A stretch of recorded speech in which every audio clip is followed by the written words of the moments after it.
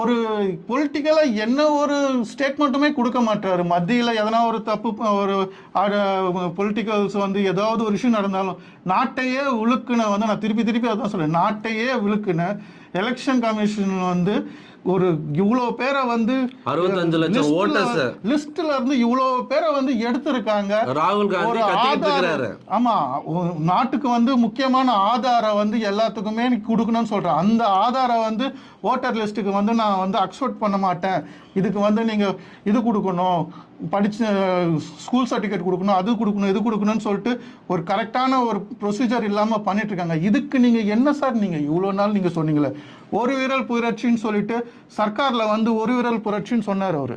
ஒரு ஓட்டுக்காக நீங்க கடல் கடந்து வந்தீங்க, இங்க லட்ச லட்சமா கோடி கோடியா வந்து ஓட்டை திருடிட்டு இருக்காங்க. அதுக்கு நீங்க ஒரு வார்த்தை சொன்னீங்களா? ஒரு வார்த்தை கூட இது வந்து தப்பு சார், இது மாதிரி ஓட்டு